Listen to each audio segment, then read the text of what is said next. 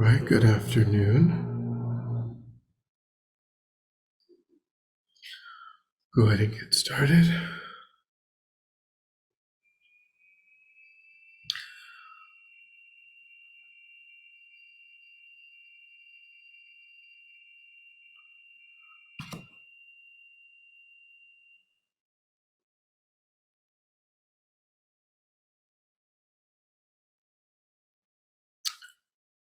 So we'll start by setting our motivation.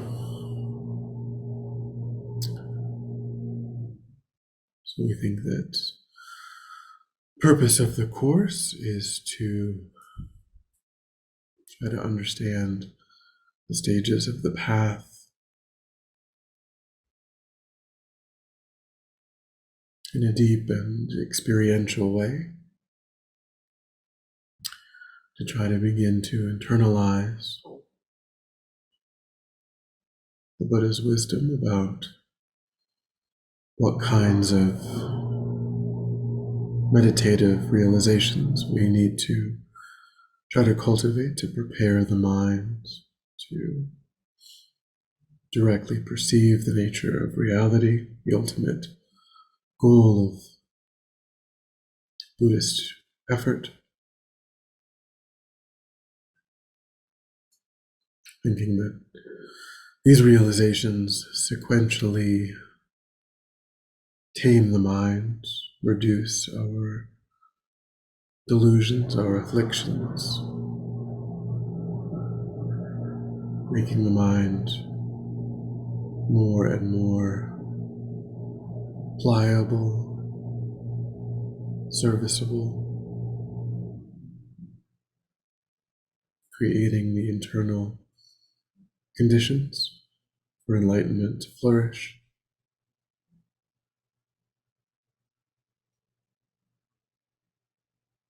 And I think that we want to do that not only for our own benefit, but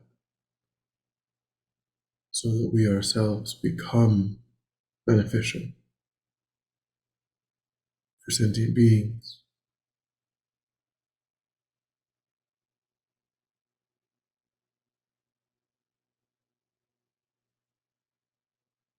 By eliminating these obscurations, these afflictions, seeing reality more and more clearly,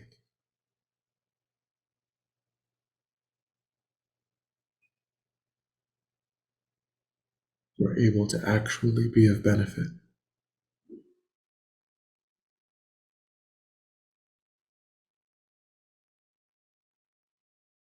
So just set the motivation of confidence in the wisdom of the teachings and a mind that wants to embody that wisdom for the benefit of all sentient beings without exception.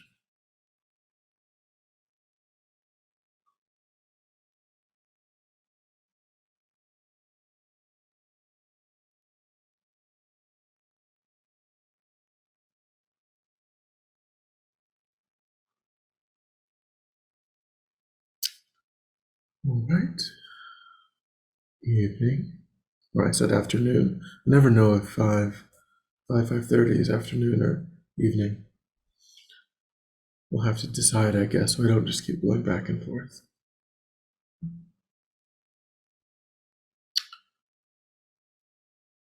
All right.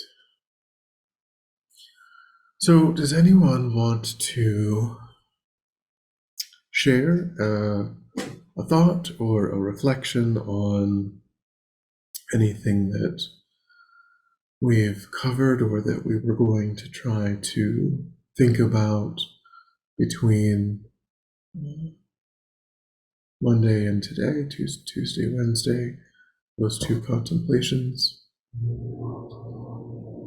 Anything occurred to anyone, or anything that anyone would like to share?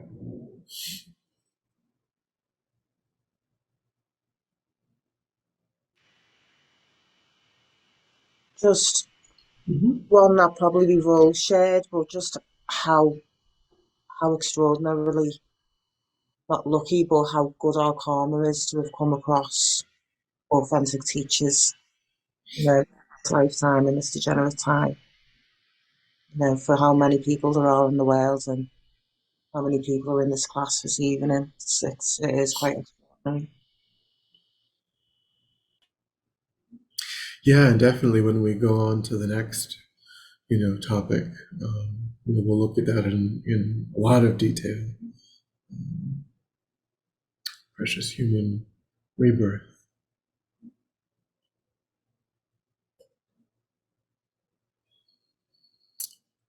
All right. So we said last time that we covered that Lama Zopa and Lama Yeshe, in these contemplations that they had the 1 day contemplation where we were looking at the qualities of a spiritual friend, and where it says that the spiritual friend needs to be wise in leading the disciple, and how that's even presented in more detail in the other Lamrim commentaries, where you have all of the qualities of someone who has ideally, a direct realization of emptiness or a correct inferential understanding. They've developed calm abiding. They prioritize ethics, and they have this indefatigable joy in presenting the material. They never get tired of, giving teachings or being asked questions, and how seeing that in our experience can show us that the teachings are so powerful that even in the 21st century, that people can put them into practice and become like that we overcome the misconception that only in a particular historical context was it possible to become like that we see people who exist in the same culture, the same environment, that have the same challenges that we are experiencing, and yet they still, by putting the teachings into practice, just perhaps over a longer period of time, and of course maybe too having done that more forcefully in previous lives, that they've been able to get that same sort of to become someone who is like that, and they become a valid guide for us. But then we said that it isn't just up to finding, Kodo.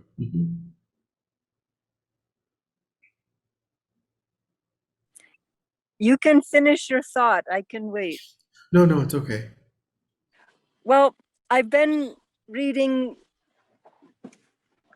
both of these guys. I mean the books. I don't mean the men. I mean the books.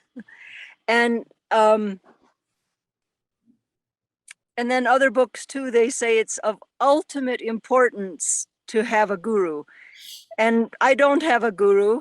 And you said you couldn't be the guru. And I don't know if Geshe-la can be a guru as a Geshe. Can he? So, I mean, who a person chooses as their guru is entirely is a very personal thing. I think certainly Geshe Sherab is qualified to be that, to play that role for people. So in the meantime, until I get to know Geshe and Geshe gets to know me, to see if we can do this disciple guru thing. I've had many gurus in my life, but and he's going to be gone again. I know he's back, but I know he's leaving again real soon. In the meantime, Dondrub, is there any suggestion for us people floating?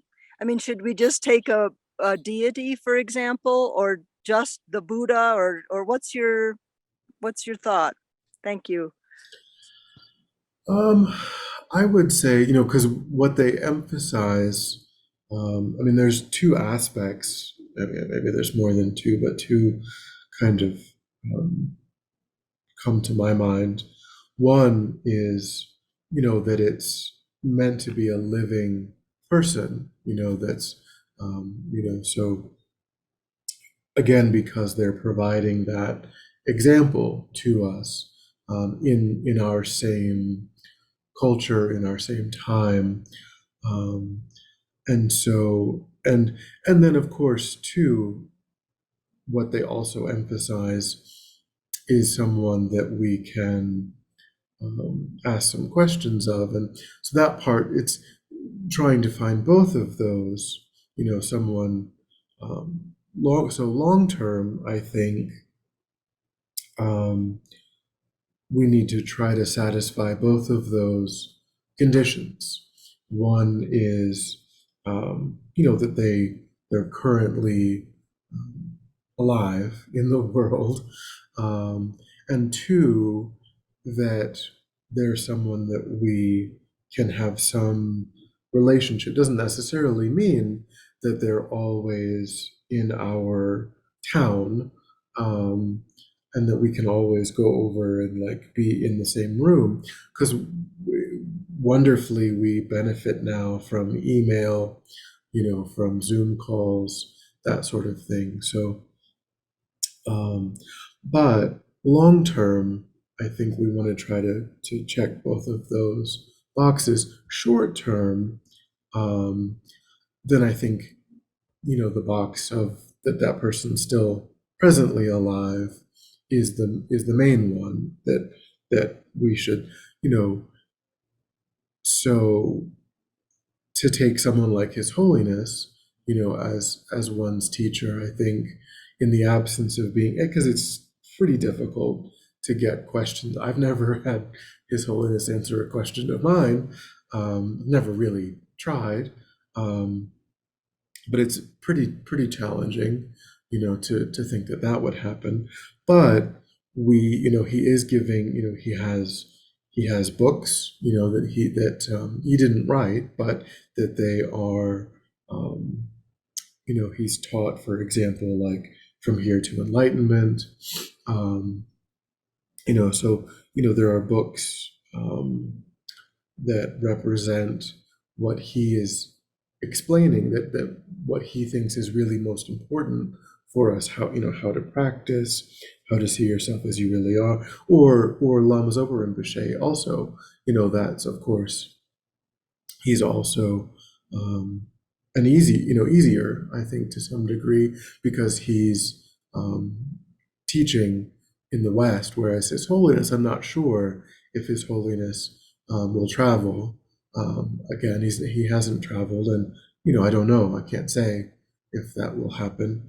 But Lama Zopa is traveling. He's doing the Light of the Path retreat in North Carolina in August 20th to September 3rd, and he's right now teaching, giving teachings at the November course in Nepal, and those are.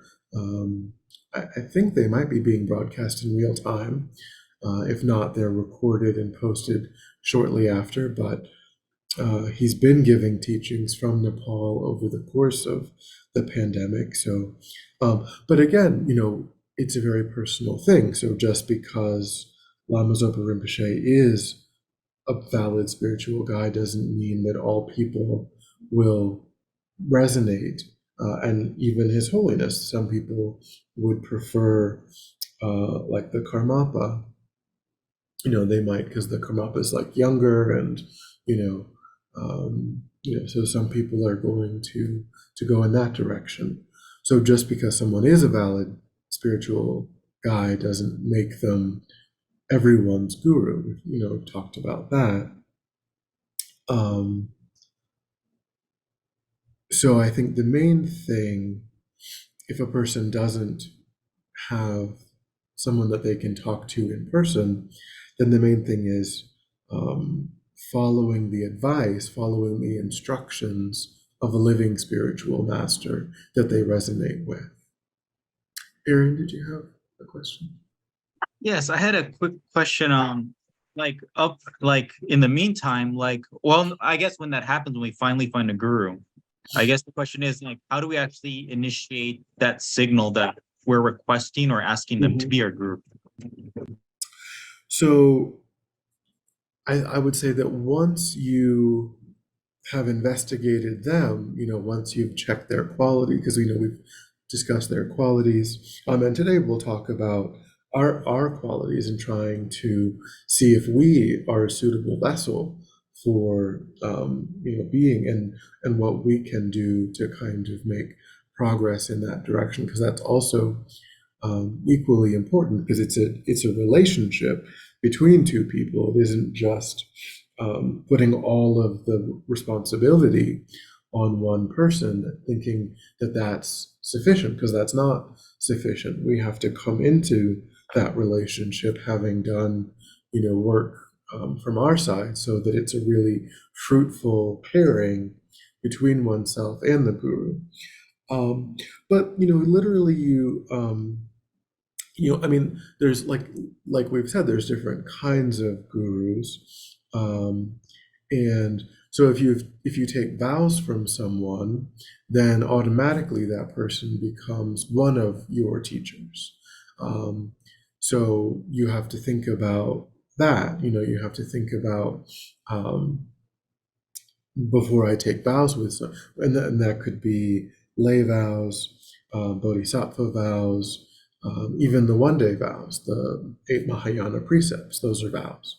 So if you've taken vows from someone, then from that perspective, then you've taken that person as a teacher. Yes, Aaron.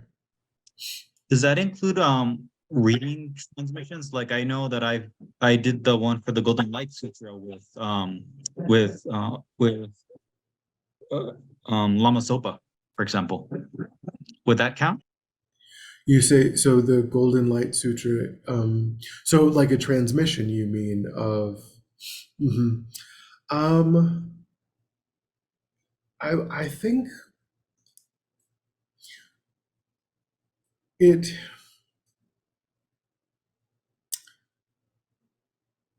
I mean, if you went into it, just kind of thinking of it as like an interest, because it's not black or white. Lamas, there is from the historical perspective, because the historical perspective is really very much geared toward monasticism, and like there's kind of a baseline assumption that people are incredibly serious, and kind of just because it's everything in Buddhism historically was written by monks for monks, so there's kind of a traditional way of thinking about it that doesn't necessarily translate, in the same way. There's a way of thinking about it where it, kind of says, well, like even like in the monasteries, they say that they're like people will have tutors, young monks will have tutors, and they'll have a tutor whose job it is to kind of just teach them like the alphabet and like how to, and that's all that they've done. But that person becomes a teacher, becomes one of their teachers. So we have to really distinguish like one of my teachers versus my root guru, because that's of course a really important way of thinking about it. A person doesn't become a root guru unless a person has really thought about it and really and then gone to that person, like Dakota's question, like once we've investigated that person's qualities, and we want to take them as a root teacher, a root guru, then ideally we would ask, ideally, and we would usually make an offering at that time. It doesn't have to be a lavish, it's commensurate with one's means. And generally what they say with offerings is that, and the same thing with the money that we might spend on the things for our altar.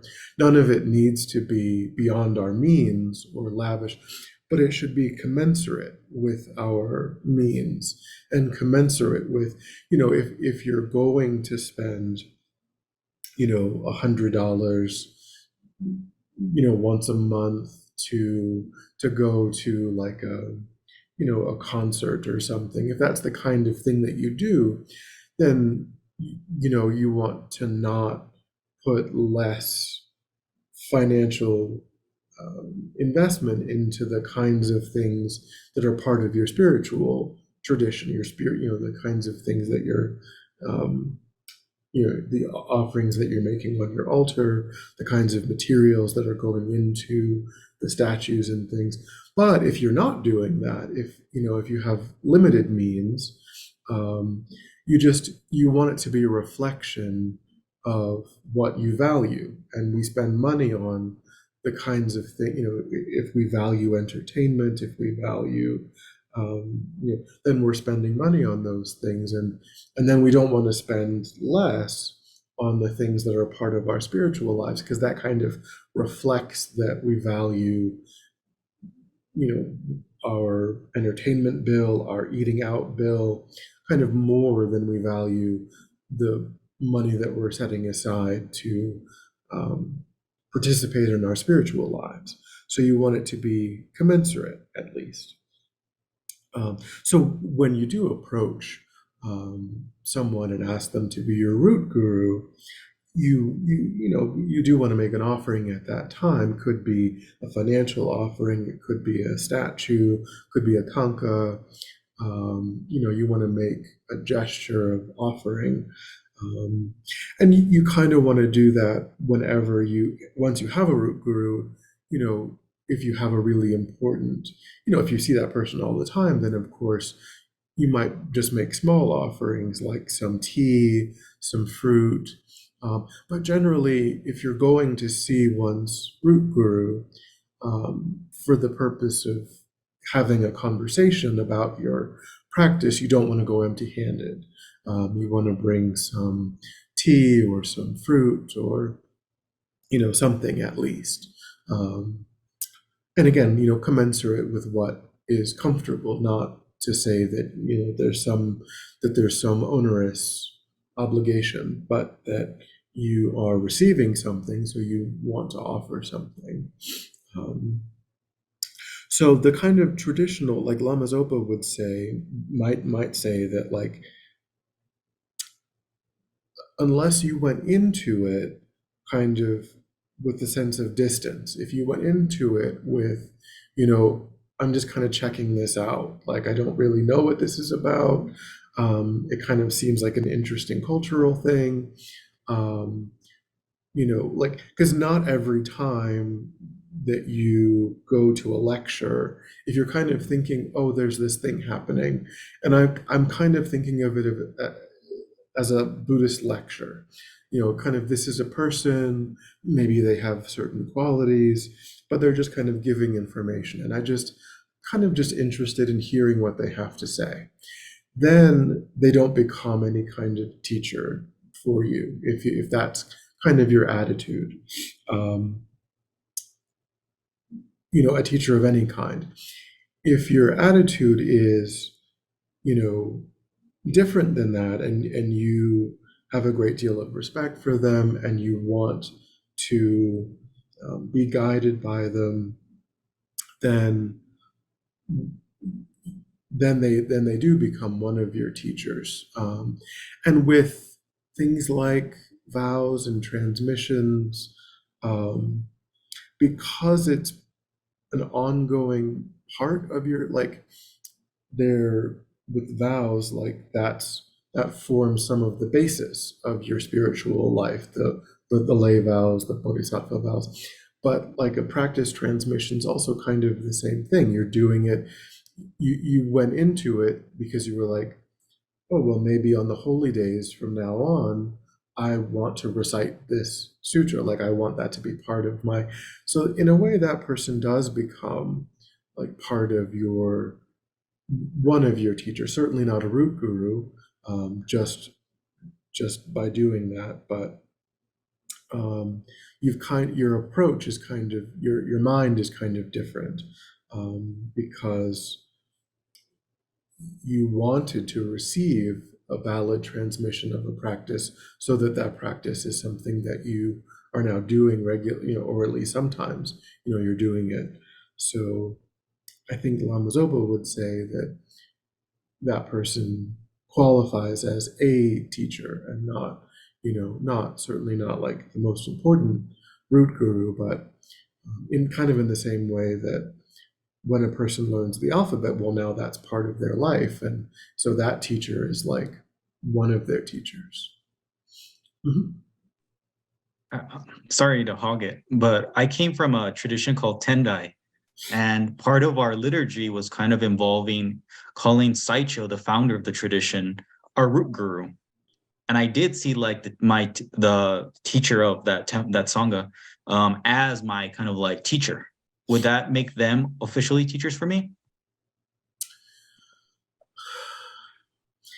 Yeah, I mean, they don't. It isn't necessary for the teacher. To see someone as a teacher doesn't necessarily, if it's not like an ongoing relationship, they don't have to agree. They don't have to say, I will take you as a disciple.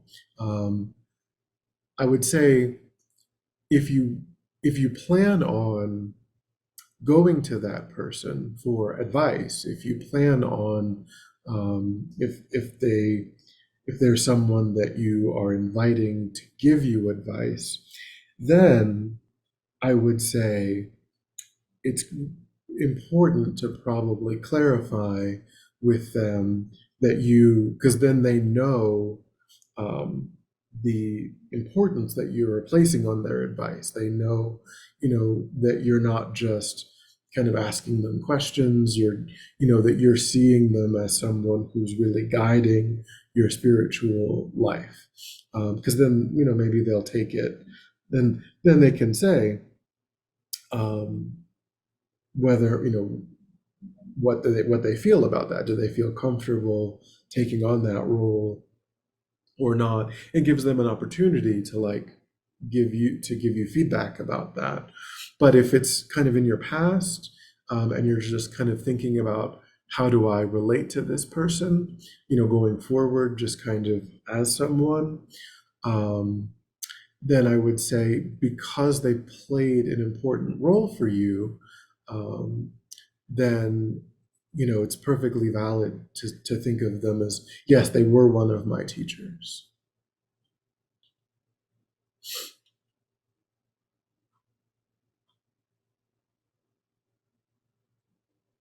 Any other?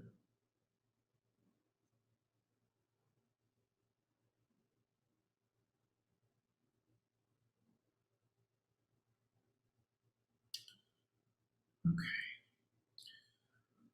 So the next thing that we need to, in terms of this relationship, that, as I mentioned before, the thing that we have control over, the only thing, of course, we try to find the most qualified, teacher. There's the 10 qualities, the 5 qualities, the 3 qualities.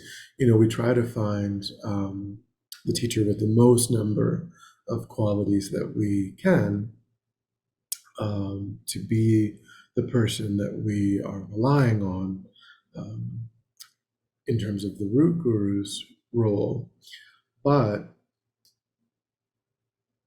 to some degree, of course, we're taking it on faith. We're trying to develop as much confidence as we can using as many different sources of information as we can. But the one thing that we can really check is the qualities of our own mind and see what is or isn't true in terms of our own qualities. So on day 9, Lama Zopa is saying that there's 3 things that we can, well, he says in the quote, there's 3, and then he also references Babunka Rinpoche, which there's 5 qualities. So in the quote, he says we need to have firm devotion, enjoy meditation, and like virtue very much. So that's kind of three things that we can work on. But then the more a more precise way of dividing that up. The first is impartial. So developing an impartial mind. So an impartial mind is one that is free of what they call bias. And this relates to a willingness in our own mind to follow, again, because this is really mainly about a root guru. So with a root guru, we're seeking practice advice. And if we have a lot of preconceived notions about how things should go, because the role of the guru is to kind of challenge us, to help us to grow by maybe saying things that are uncomfortable, or things that, because really all of the Buddhist path is overcoming the ego, overcoming the self-cherishing mind, the egoistic mind, and that's not a comfortable thing, or we would have done it already, or it would be really easy. And so the guru is going to encourage us to move into, progressively challenging that sense of identity, that sense of self-cherishing. And if we're fighting against that advice, then that's not so helpful. We can't really be led if we have really solid opinions about what we're willing to do, what feels comfortable for us. So that's what bias would be, or lacking impartiality would be, I'm only interested in this, or, it has to match up with that. Not having a flexible, open perspective. So trying to make sure that, we're really open to being guided, that we understand that it is the role of the guru to push us beyond what we think our limits are, and not to kind of get angry when that happens, and kind of be willing to move into that discomfort. But then, also in a way, going along with that, and almost as a counterbalance to that, is this concept of intelligence. And here, I think to some degree, intelligence, the word intelligence does mean what we think, kind of a baseline level of just actual intelligence. But I don't agree. I don't think that Buddhism is saying that a person has to have an IQ of, like 120, 140 to achieve enlightenment. I do think that it's kind of saying that it needs to be, round about 100, kind of roundabout average. If it's below average, if it's, if there's a true deficit, then that is a limiting factor, I think. It doesn't mean that there's no progress that's possible, but I think that, we are talking about just sort of a normal level. But then the word intelligence, I think it takes on a meaning here more so of like familiarity, where maybe we don't take a teacher at the very outset, without any familiarity with the teachings, because really what it kind of means is a discriminating awareness of kind of like what Buddhism validly is or is not. Being able to hear a teaching that or advice that a person is giving, and being able to like compare it to the four seals. Is this something that's validly part of the Buddhist worldview, or is it just nonsense? Is it something that they're just making up because they don't really? And so it's really kind of having enough familiarity with the material to be able to distinguish, and that goes along with also checking the teacher's credentials. Hopefully, we don't have to take too much responsibility for the subtle points of selflessness of this versus what is inherently existent versus what is sufficiently so, because that might be really difficult, if we don't have to take all of that on ourselves. We need to be able to rely on their guidance, but it's true that we need to have enough familiarity with the teachings to be able to say, well, this doesn't make any sense to me. And then it could be that we think that, but we're wrong. And then we just sort of check our understanding with other people.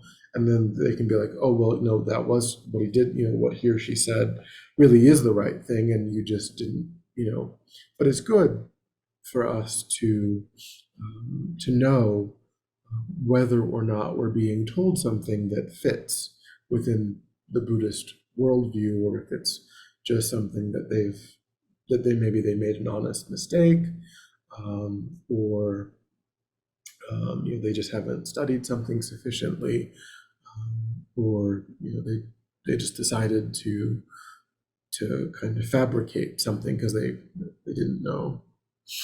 Yeah, just kind of checking and being discriminating about it.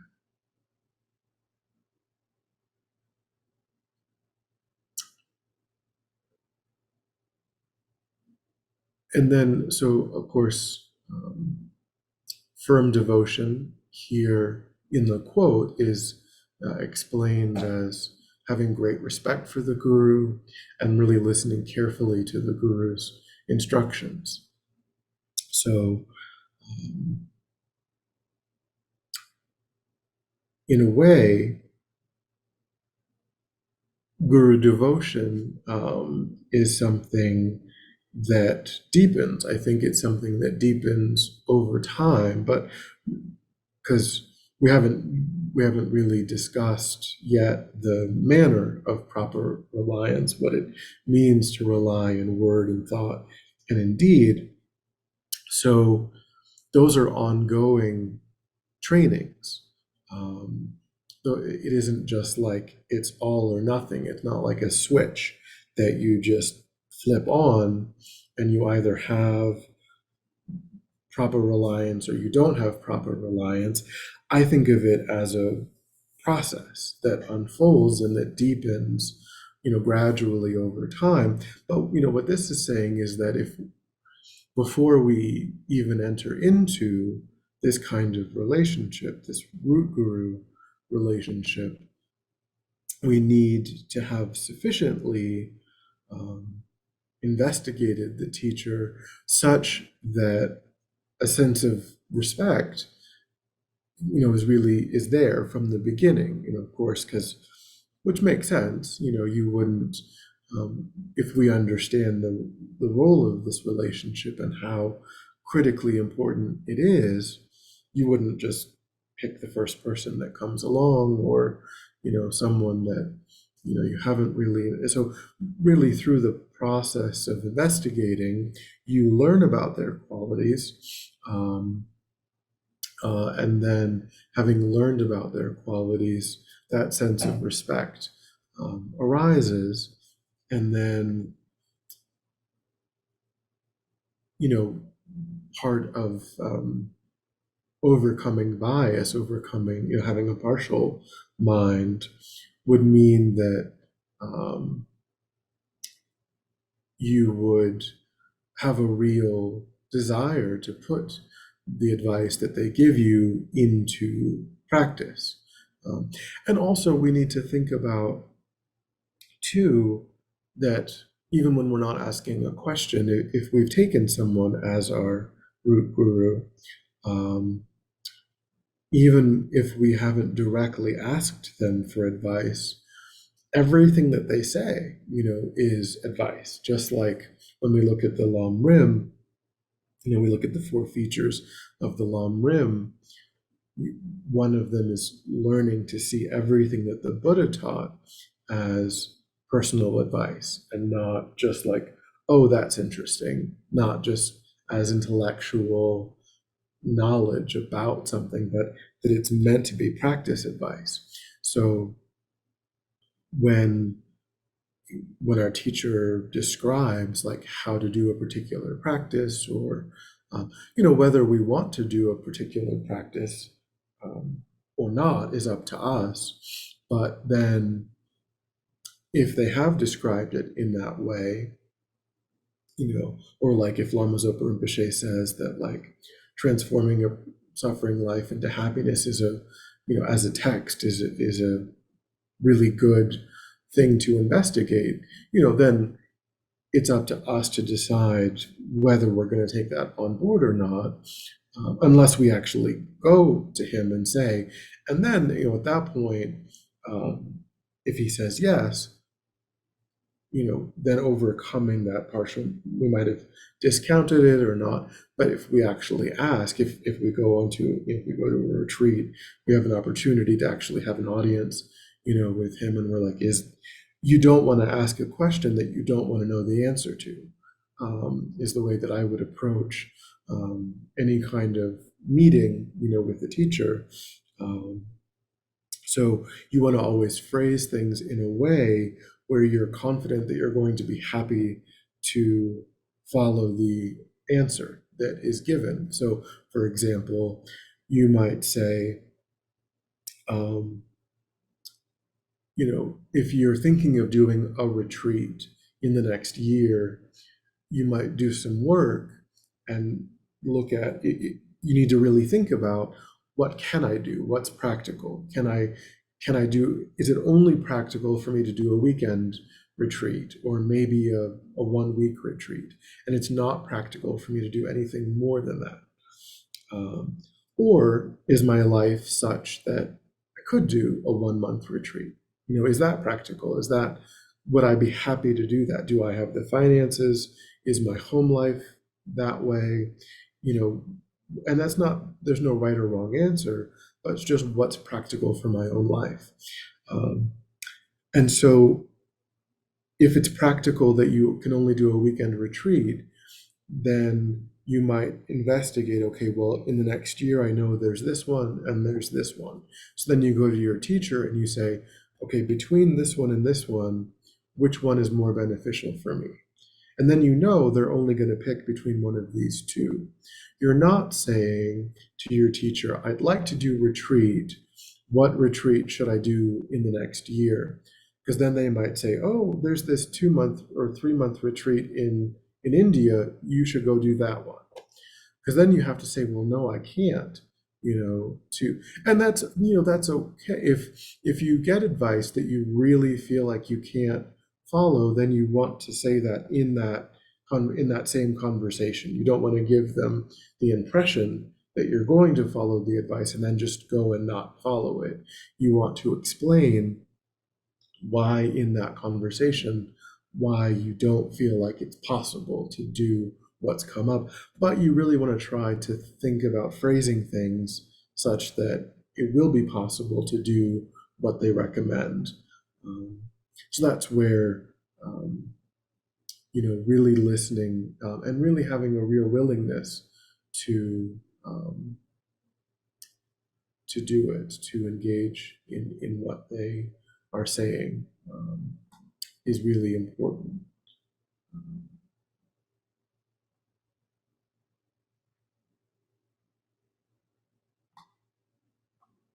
Yeah. Yes. Is there Eric. any is there any requests that we should be capable of knowing we should say no to or can say no to? Like anything to prevent abuse or anything like that? Yeah, certainly. Again, that goes back to, the intelligence part of it. Like, it's not. It also isn't. It's not just, is this from the Buddhist perspective or not, but it's also, is this ethical or not? Am I being asked to do something that I feel like violates my own sense of what's proper, my own sense of, what does it seem like? Because, I mean, that's really kind of the same thing, because the Buddha didn't teach anything about, the Buddha emphasized ethics, the Buddha emphasized non-harmfulness. So in a way, it is the same thing as that. It's just applying that. If something seems off from an ethical standpoint, then you really need to say that. You really need to say, it sounds like you're asking me to do something that I feel like might cause some harm, either to myself or to someone else. And so, can you give me more information? Can you explain that further? And then if you feel like you're still, you get to a place where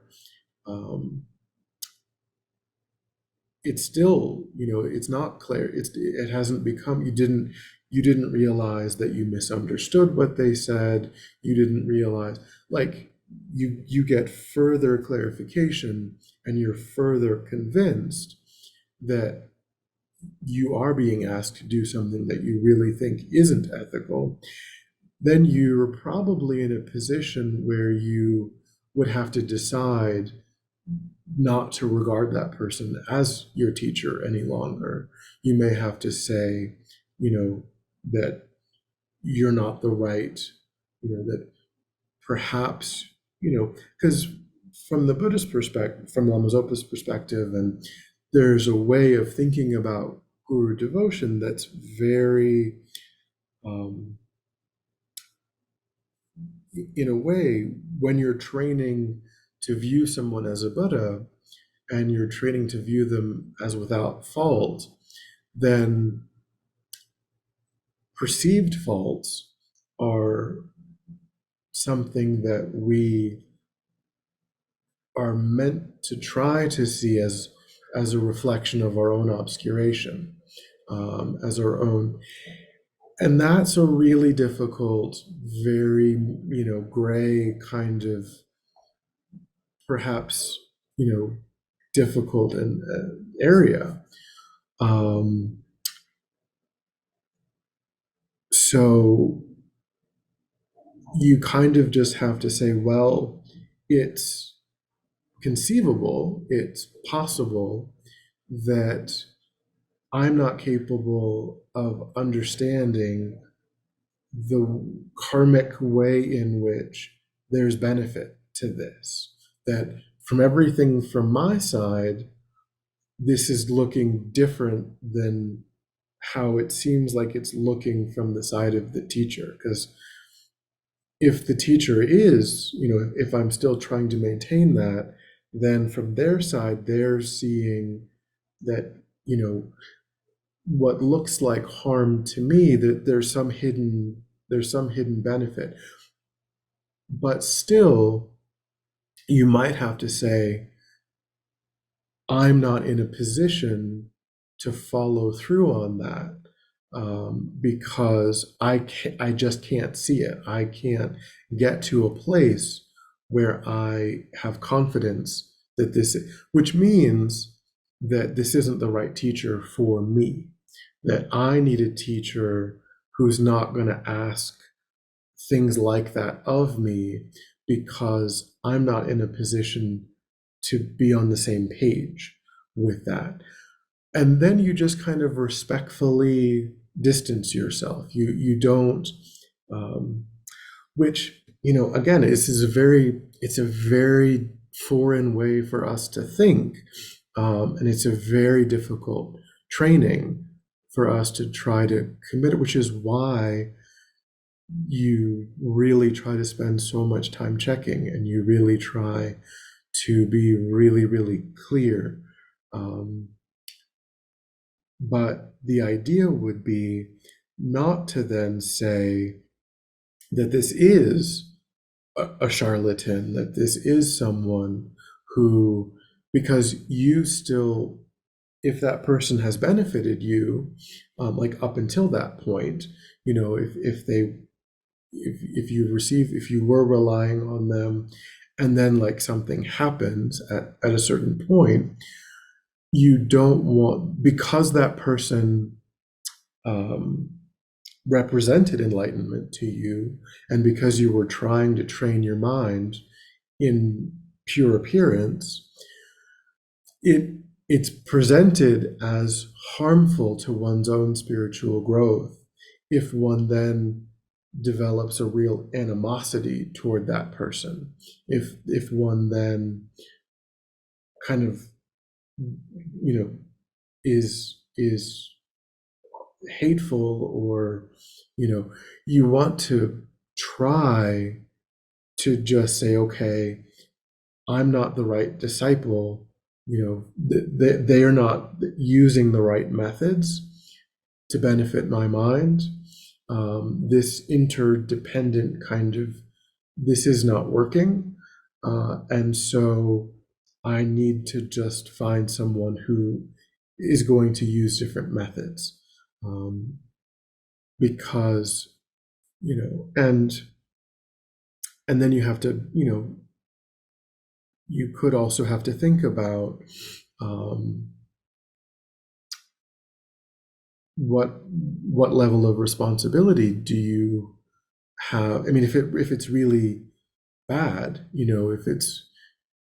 if you think that people might be harmed, then what kind of responsibility does that, do you have to warn other people that there might be methods that are being used that they might not be ready for? It's really difficult. So hopefully, it's pretty rare, that those really extreme things happen, but they certainly have happened. There are certainly examples of that. But yeah, I mean, there are certainly teachers that have had many that have, and yeah, it's a really fraught, that kind of power dynamic is really difficult when it goes wrong.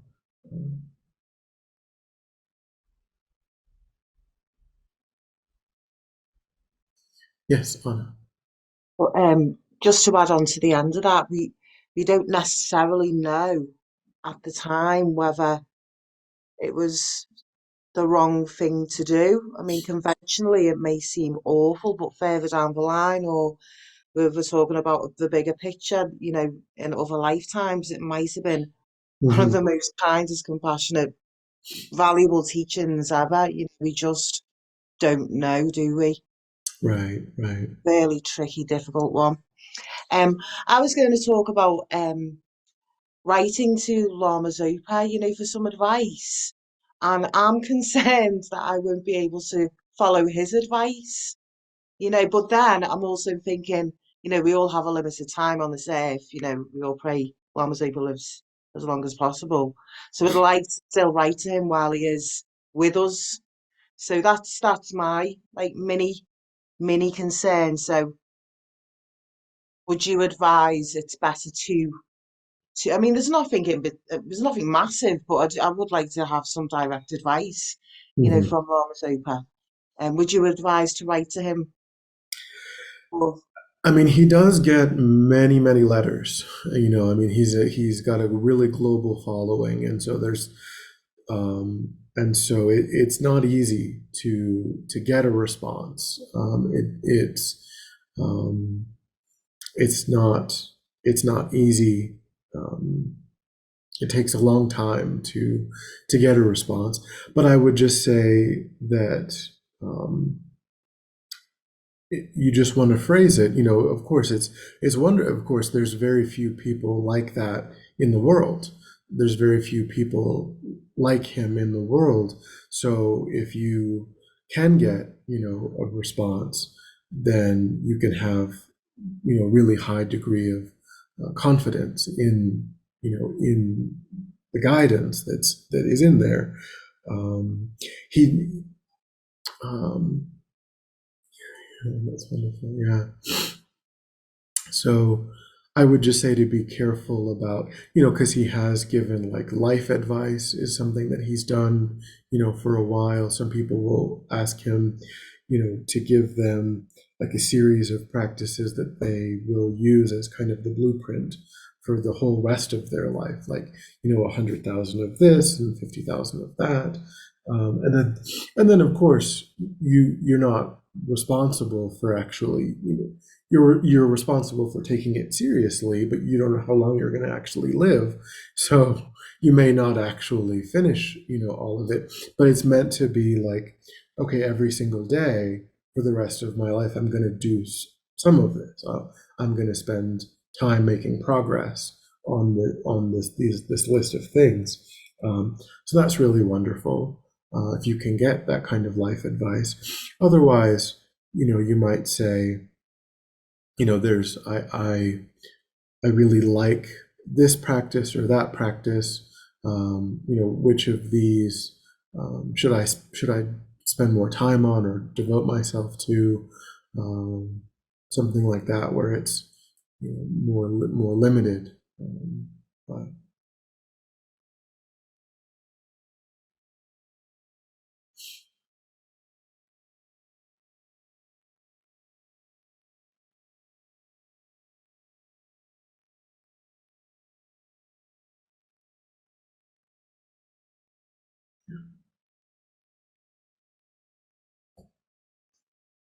so I think.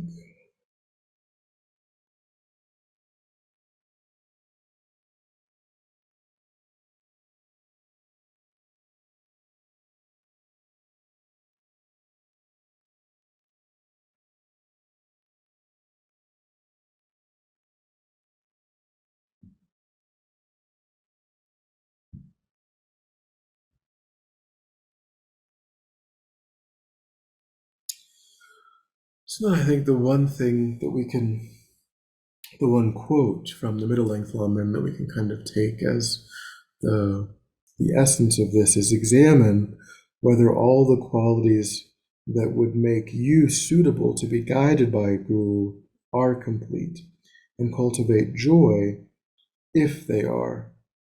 If they are not, strive to create the causes for their completion before your life is over. So that's the takeaway, is that this idea of impartial, hardworking, respectful, intelligent. You know, do we possess these, and can we, if we got advice that we, you know, didn't agree with in terms of overcoming the self-cherishing mind, or would we get angry at the guru? Would we, you know, or would we be so happy, you know, to be able to put that into practice? So, and then just to see how we can create those causes, those conditions.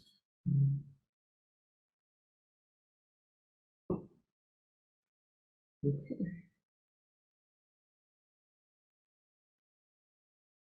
Any last questions or thoughts? Dondrub, are you getting that info from practicing the path? That specific quote was in the middle length Lamrim. Oh, I don't have that book. Oh, God. Okay, another book. Thank you.